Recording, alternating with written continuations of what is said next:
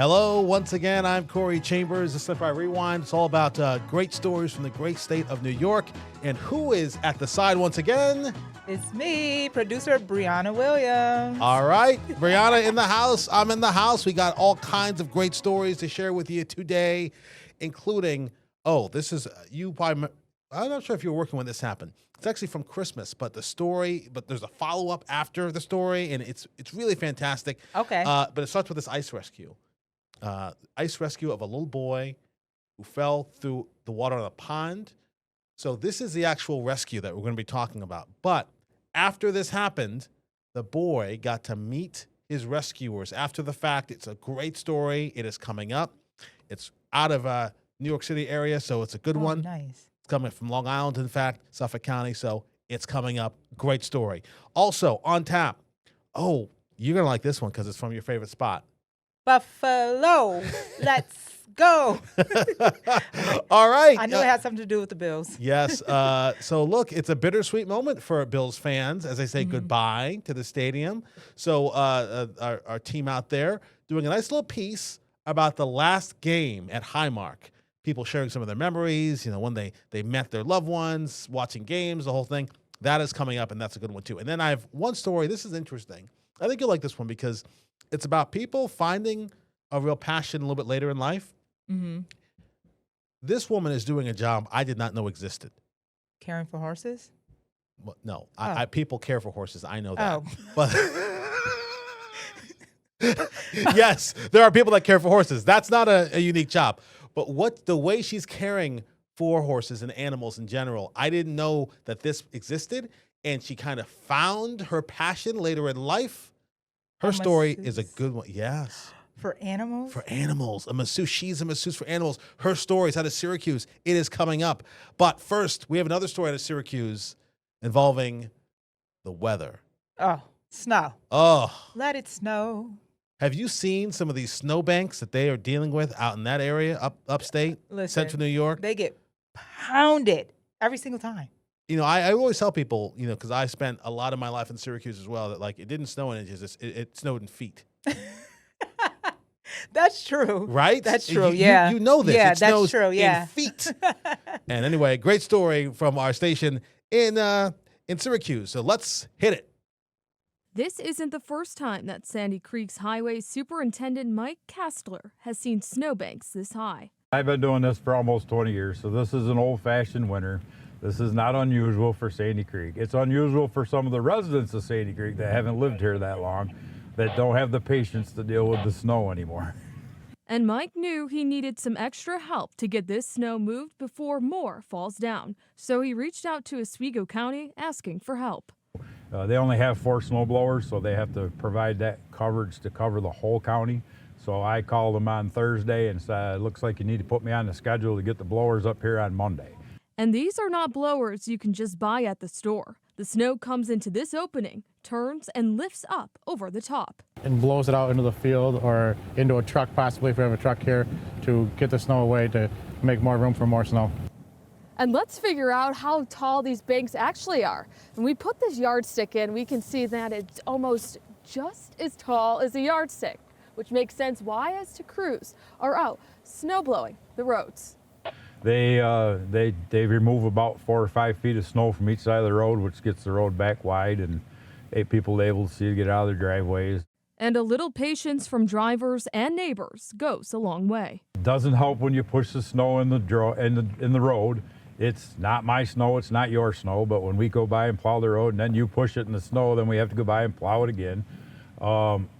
Keep your mailbox cleaned out. I can't avoid hitting your mailbox if we can't see it. Pushing back this snow one bank at a time. In Sandy Creek, Victoria Kellogg, News Channel 9. Clear out your mailbox, Brianna. Wow. Or they're going to hit it. That's insane. You said when they don't get snow in inches, they get snow in feet. There's no such thing as a dusting there. Oh my goodness. I mean, seeing those snowbanks and just seeing how high it gets, it takes me back to being a kid and climbing on top of some of those. I mean, trying to play King of the Mountain, when you're a kid. Yeah, I mean, unbelievable stuff. A lot of snow insane. there. And we just passed the 30-year mark of that. I think it was the blizzard of 96 yes. in New York City. Yes. That was when New York City got smashed. But that's an everyday thing there for people in Syracuse. That's just life. That's the Tuesday, And they right? can actually drive in that. Yeah. Because they're used to it. They understand. The plows do their work, and then you got to get to work. That's Yeah. kids got to get to school. That's how it works out Yeah. there. Okay. Next story. Coming up from New York City. Here we go. New York City story here. And this is a good one because a big change is happening in the city. It's already happened. You probably noticed it if you ride the subways. What is it? You can't use the old Metro card. You can't. They're not selling those anymore. yeah. So for people that don't live in New York City, for so long we've had, obviously there's tokens initially. Yep. Then we had this like little paper or plasticky Metro card thing. You'd swipe it, you go through. And then it Now demagnetized it's- and you lost all your money. Yes. And then, yeah. You had to go to the teller and try and get the money back, right? Well, now they use Omni. So you can use your credit card, you can use your phone, your watch to get through. It's cool, but a piece of New York City is kind of going away. Yep. It's kind of sad. Like it's this little, this tangible Metro card thing. Well, there's one guy who makes art out of the Metro cards. Oh, yes. I think I remember him. Yeah.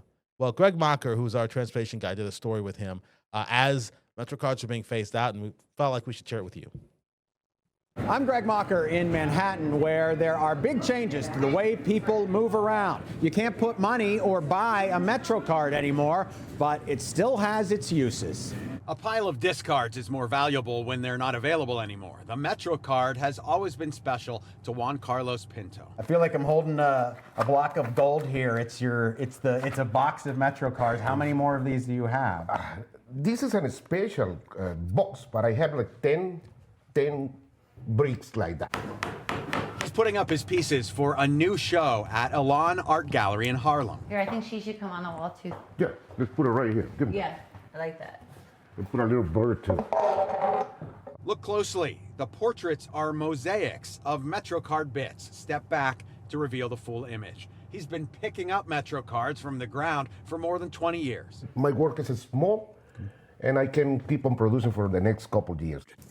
I first visited Juan Carlos in his studio in Brooklyn in 2018. He demonstrated the process, the cuts, the arrangements. He finished a portrait for me. He works with the colors of the card to capture the face, especially the eyes. Mayor Mamdani in MetroCard is part of the upcoming show. The life of a New Yorker. For this artist, the MetroCard represents the person who carried it around the city. I'm gonna miss it, but I've been working with one of the pieces of New York itself. And that's the reason the images that I do have to have something to do with New York. He'll continue to create mosaics, picking up the pieces and the people of New York. Riders can now use their phone or an Omni card to travel. This Metro card, the swipe still works, probably through the beginning of the summer. I'm Greg Mocker. It is a piece of New York City going away. Yeah, I wonder how he's going to make those portraits now. I mean, hopefully he has enough to Yeah. last him for a while, and I'm sure he'll keep collecting them because people are still using those Metro cards. Oh, yeah. Until they're out of money, and then I'm sure people will start tossing them, or maybe they'll send them to him to keep the art going. But that art was incredible. Incredible. I was wondering, I even said okay, there's 3 colors, black, yellow, and blue and white, 4 on the Metro card. Yeah. But I saw that he had student Metro cards. He had Yeah. the special Metro cards. They had the biggie Metro Yeah, cards. yeah. So, wow, it was cool. That was cool. Yeah, and look, it's a piece of New York that's kind of going away. It's like like when people talk about tokens on the subway, Yeah. like okay, that was a bygone era. That was so long ago. That's gonna be us soon. Yeah. We're gonna be talking about the Metro card. People are like, how old are you? Exactly. Metro what? What's that? Right? I go to the Transit Museum often, so Okay. that's my. I do. Now I'll be there and looking at the Metro card Yes. like, ooh, I miss you. All right, we've got a bunch of great stories coming up, including this amazing rescue and then the reunion that's coming up of this boy went through the ice on Long Island. He gets to meet the rescuers.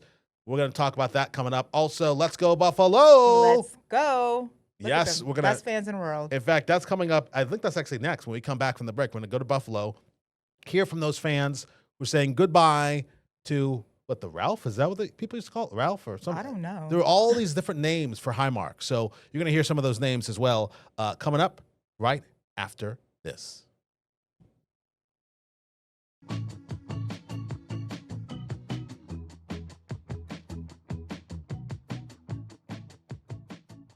All right, it is a favorite place of yours, favorite topic of yours, anything involving Buffalo. Let's go, Buffalo.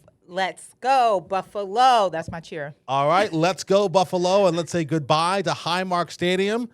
The final game played by the Bills at Highmark. A lot of people have a lot of memories, and our team out there in Buffalo has this piece for us. One last time, Bills Mafia, say it like you mean it. Where else would you rather be than right here? With thousands of fans filling the stands and nostalgia in the air, the Buffalo Bills honored their longtime home. When we got to a spot where in the fourth quarter, after scoring and we were getting our kickoff team ready, just taking a second or two to look up into the stands, people singing Mr. Brightside, and I mean, come on, where else does that happen in the NFL, right? That type of togetherness, that type of fellowship, community, love, of their team and of each other, and I'll never forget it.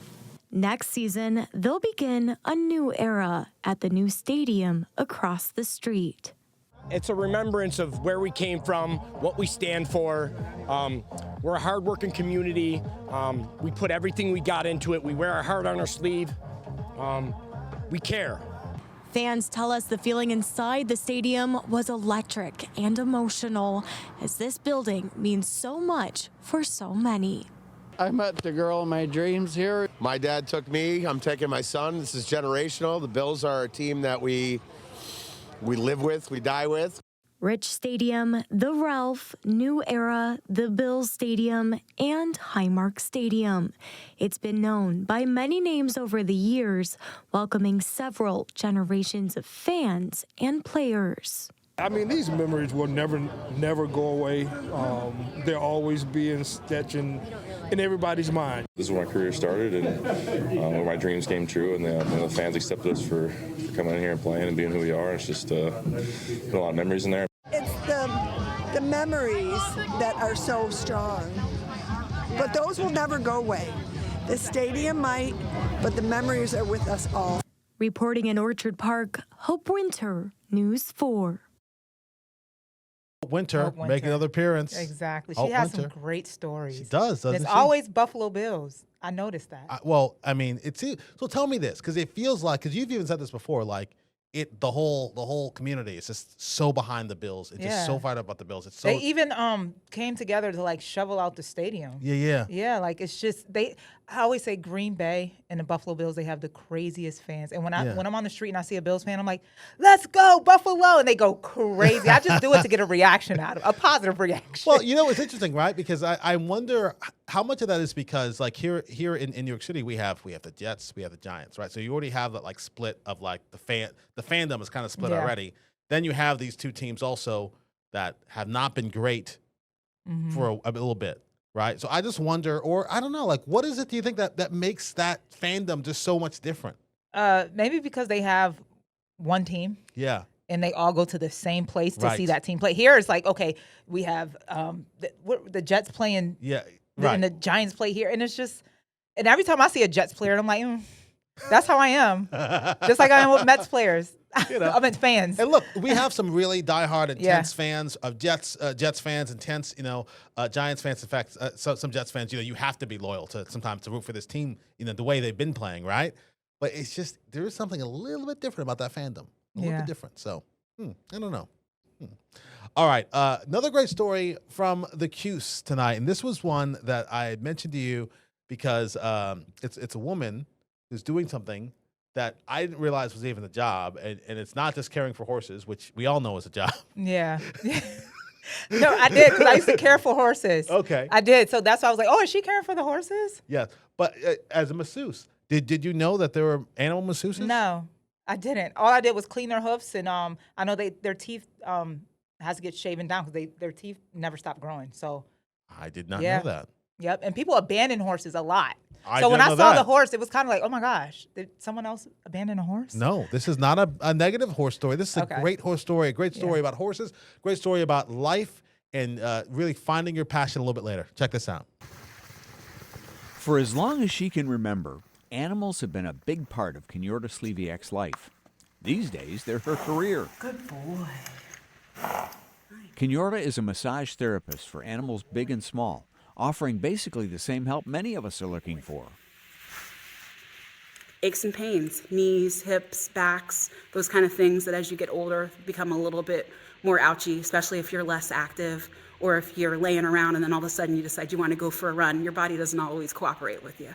Kenyorta first came to Central New York as an environmental engineer, but it only took a couple of weeks of the COVID shutdown to convince her maybe she was meant for something else. I kept telling myself for a number of years leading up to COVID that I was going to do something different, and it wasn't until literally like a pandemic for me to actually take a step away. So maybe don't wait until there's a global pandemic if you're not happy. She loves it. Her pets have always been a great release. So when she decided she couldn't sit and stare at a computer all day anymore, she turned to the internet to learn new skills, seeking certification in animal massage, laser therapy, and holistic animal studies. I couldn't do any of the other things that I used to do for stress relief because of COVID. So it was a relief. It was a big kind of breath of fresh air to not have that like chain to my desk anymore. She works out of a veterinary practice in Canastota. She's not a vet herself, but she's learned to take her cues from what the animals tell her, how they move and how they react to touch. I think the results that you see, the gratitude from the animals and from the people, and you just feel like you're making a difference and you can see it as you're doing it. And just as she takes the cues from her patients, her prescription for happiness for any of us is to pay attention to what your heart is telling you. Try to make a change, even if you're in your 40s, you got a lot of life left, you can do something else. From Canastota, I'm Tim Fox, News Channel 9. Great story, right? Yeah. Wow. And how many stories have we heard of people who COVID happened, and COVID, obviously, it was terrible. It was terrible on a lot of levels. But people who have used that to sort of change their lives. So we're like, I found this thing I never realized, whatever. Yeah. I started this business I'd always dreamed about. I did X, Y, Z. Because people, sometimes when you're in a tough situation, you are forced to do things that you don't want to do, but perhaps, or you're forced to do things that perhaps you've always wanted to do, right? Yeah. It's so many stories, but to massage animals, I mean, that's amazing. Animals to me, like it's like therapy. Like I used to have therapy dogs when I was in college, who would just come in and just the presence alone would just calm me. Yeah. So I would love to do that. Yeah. As a job. Don't leave us. I'm not trying to give you ideas. I'm just sharing a story. I'm going to Central New York. You don't go leave us and start your practice unless that's your real passion. I don't want to keep you from your passion. Yeah, I was like, wow. Like I love horses though. But like the cats and the other things, she can keep them. But see, yeah, you can't discriminate. Picky. You can't be like, no, horses only. Yeah. I don't do cats. I massage animals, but not your animal. that's not good for business. You're gonna get some very like 1-star reviews. Doesn't like cats. Yeah. Turn this away. Allergic to cats. Oh, see. Oh boy, we love all animals here. Even if we're allergic, we love them. But yes. All right. We have more good stuff ahead, including, this is a story that this is from, I believe Keith Lopez did this piece. So this is the rescue on Long Island, Suffolk County. Boy goes through the water. He finally gets to meet his rescuers dry on land after the fact. We're going to hear from that. Also, we're going to talk about people that go on to like icy lakes to do fishing. That's another story we're going to share. So we've got 2 great stories ahead. Don't go anywhere.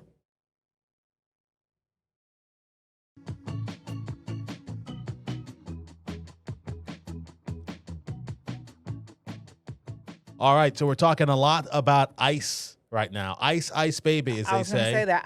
Ice, baby. I'm getting cold looking at that video. Yes. All right, so we have 2 stories on ice. One involving this rescue I've been telling you about, this boy who goes through the water on Long Island. So that story. Also, we have another story coming up involving ice fishing. So 2 stories on ice, but let's start with the story of this boy. Of course, it's a local one in New York City. On Christmas, he went through the water, and now he finally has a chance to meet the folks who saved him. Take a look. While many were home enjoying Christmas with their loved ones, our officers were away from theirs on patrol, ensuring the safety of residents. It's all right, bud. What's your name? But when we received a call at 1 p.m. on Christmas about a boy who had fallen through the ice in an East Patchogue apartment complex pond, we were ready. All right. We got you, bud. 8-year-old Tavlon fell through the ice while attempting to walk across the partially frozen pond. Hold it up. The water reached his chest, and the icy conditions made it difficult for him to get out. One guy actually had a tow rope, so when I grabbed the life ring, tied it off, and then that's when we tried to throw it to him. Grab it. I can't. You can't?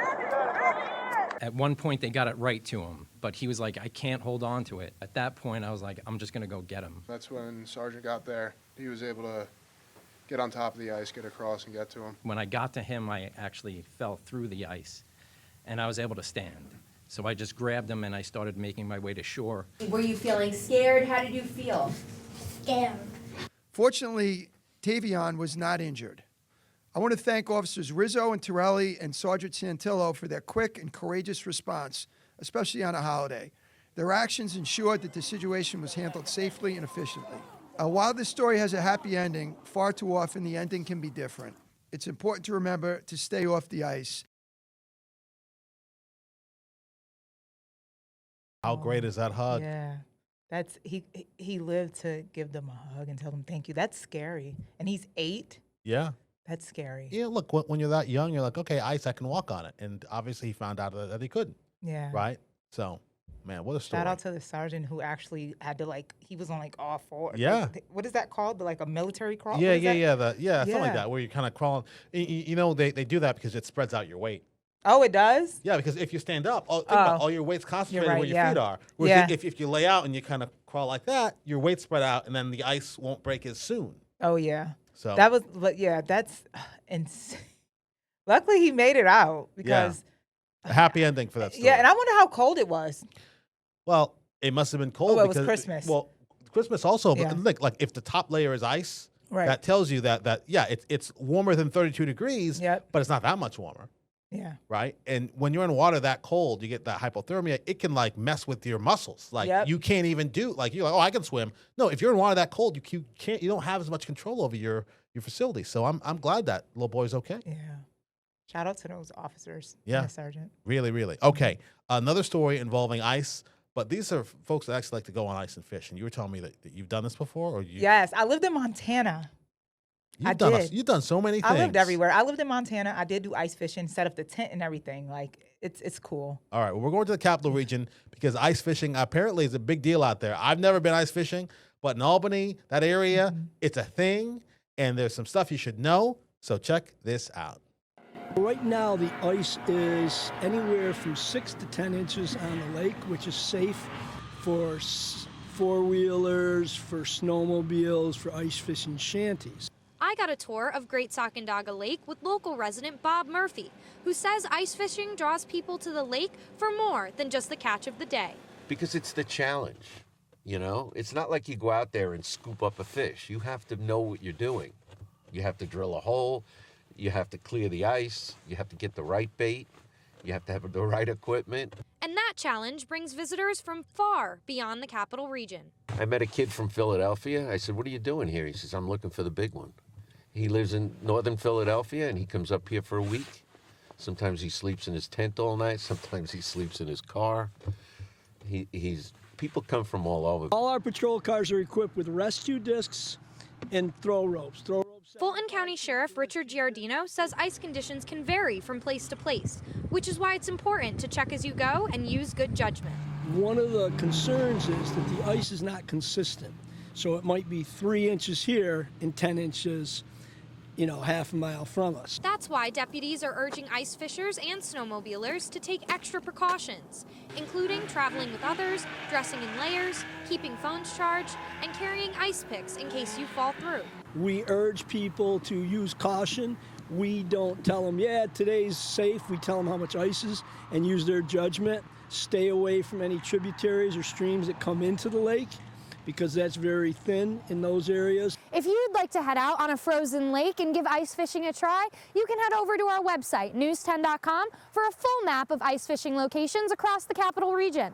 Reporting in Mayfield, Amber Fisher, News 10, ABC. Now we know. Let's go to the website. Yeah. Figure out where we can go. Would you ever try it? Where we go. figure out where we go. Would you try it, Kori? Oh no, no. I will watch you ice fish from land. Yeah. From a warm vehicle. I'll watch it. I was like, oh, look. What's a tent? Oh, you set up caught in a something. tent. Okay, that's true. The tents are warm. All right.